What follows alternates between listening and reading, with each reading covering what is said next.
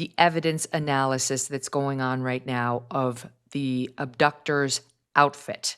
We've had so many smart armchair sleuths online on X doing their own searches for what is that backpack, because it's pretty distinctive. What is that jacket he's wearing? Because that too is kind of distinctive with this horizontal stripe, thin stripe right across the middle, and it may be fleece.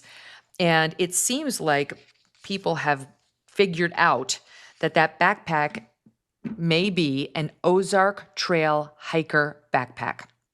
That it is apparently. Oh, and then by the way, the local reporter, KOLD's Mary Coleman, she's been reporting, and that's one of the organizations that received the alleged ransom note.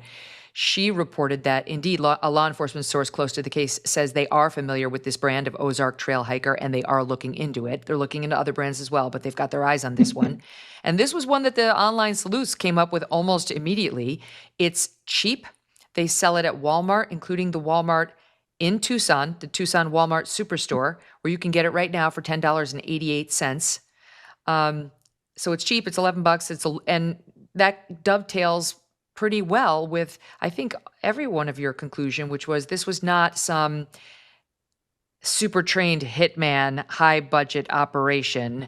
The $11 backpack thing probably jives for you. I don't want to put words in your mouth, but I'll start with you, James, on it. Thoughts? Great. It's, technology is wonderful. I just feel for these agents, these officers who are getting, I read last count, like 4,000 leads in 24 hours, because these, as you call them, sleuths are doing all this great work. And, it's awesome, but it's also, that stuff's got to be worked, and it takes a while. And there's not like an infinite stream of agents. So it's wonderful, and I think it's great. I agree with you. An $11 backpack from Walmart would be completely in line with the Uncle Mike's crap holster this person was wearing. So that all checks out. But again, these leads have to get run down, and Fitz was talking earlier about 24/7 shifts. Yeah, they're not sleeping. I remember working these, very very few kidnappings I worked, but you didn't go home. It was like all hands on deck till you found this victim. And But how do it's you do it, James? Like, do you go into the Walmart and you say you carry these backpacks? Yeah, we do. Yeah, Okay. that's exactly Like, what happens. but then what? You ask for purchases, you ask for purchase orders, you get a subpoena, you ask for how many of these backpacks were sold, and They then you have all start. that? Oh Like a yeah, place like Walmart would have that, all of that yes, recorded? yes, and then you start looking. Hopefully, as we're going down the road of him not being a pro, would buy it in cash. A pro would buy it with cash. A pro would go to different stores, not buy all the material at the same store, but an amateur probably use a credit card, and that would be a huge break for us if we could get a credit card, and then it's on. Okay. Then we did take a look just to see if at that same Tucson Walmart they were selling face masks, and we determined that they are not available at that Tucson Walmart. You'd have to get that online. So for whatever it's worth, and I don't know whether that was still the case 3 months ago or whenever, but I mean, it would be, do you think it would be relatively recent, Will, that they'd be asking Walmart to search? Because like if this guy bought this stuff 5 years ago, Walmart's not going to have that. Yes, no, I mean, it really does depend on whether he'd had it already in his possession. It was something that he'd been using. But again, that's where it's going to be, on a day-to-day basis. But that's where it's going to be kind of interesting, certainly when they start joining up CCTV from neighborhoods, from various other areas, and to see some sort of lifespan of this individual. Now they've hopefully got some sort of clear identification, certainly on what he was wearing, that they can try and join all these pieces together. As James was saying, it's a jigsaw puzzle, and I would concur that I think this is much more of a non-professional in terms of the individual that's behind it. Buying grey kit, i.e. buying sort of very low cost items, is not unknown for professionals. Professionals will do that to try and evade detection or discovery. However, the one area which James rose, which I think is really important, was the Uncle Mike holster. Now, if it was a professional, I think they would find it incredibly difficult to go into an operation with a sort of nylon holster as basic as that. Why? So Explain again, explain to it's the those items. of us who don't know about the holsters why that's so basic and low end. Well, firstly was the positioning of the weapon, Megan.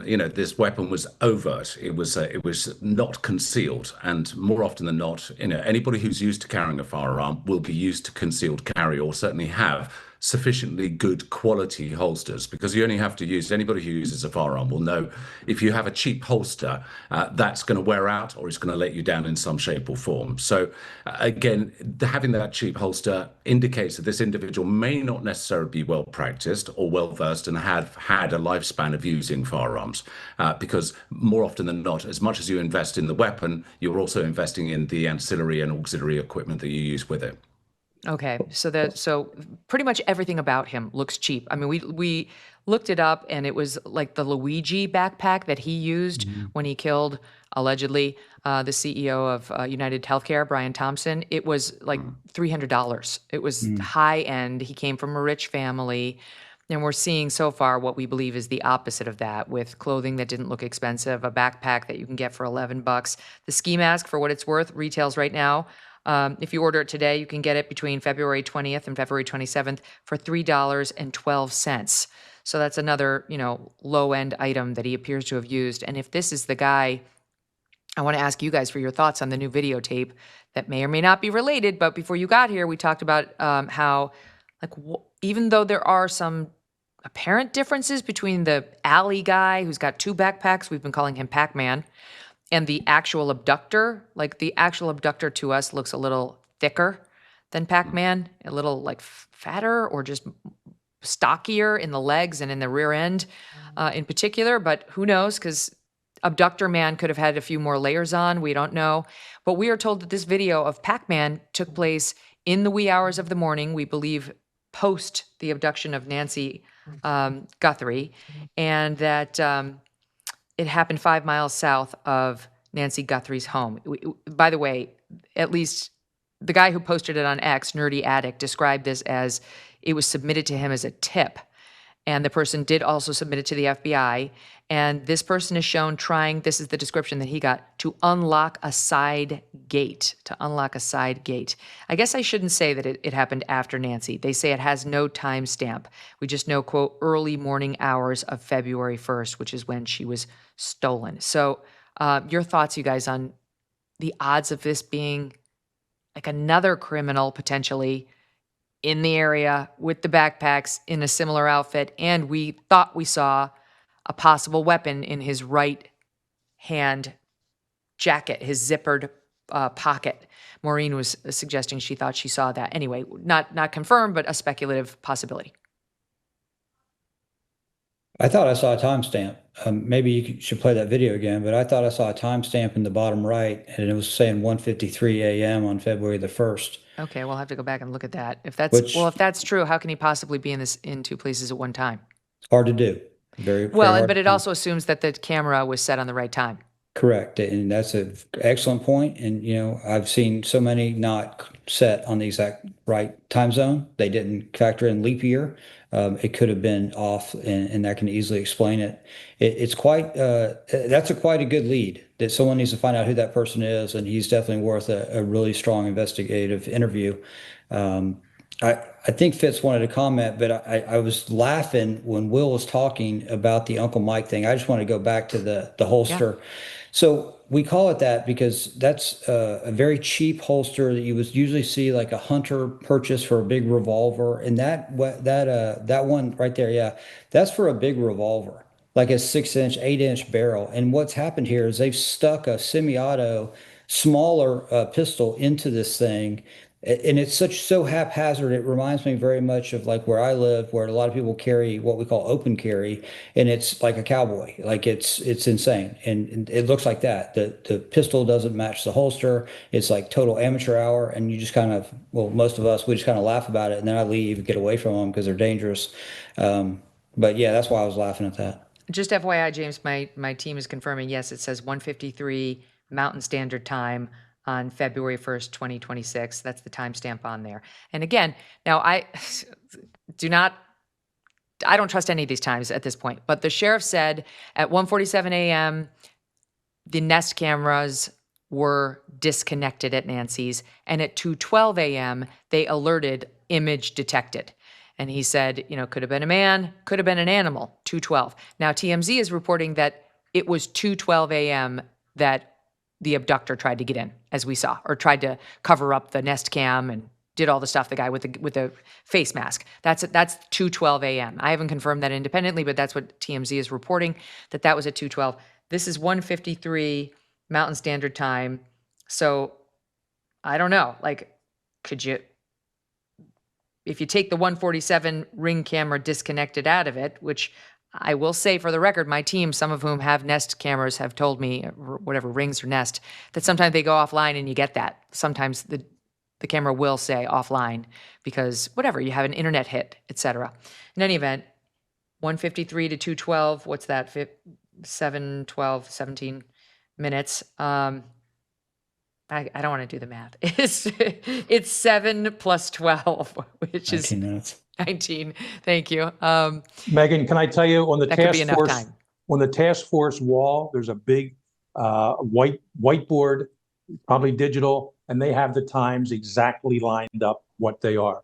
And they've gone back to the Ring company or Nest, whatever. They know. So we can speculate a lot, and this is healthy to do for us in trying to piece these items together. But I'm assuming that the investigators themselves know exactly what this is. And let me go back a couple minutes here.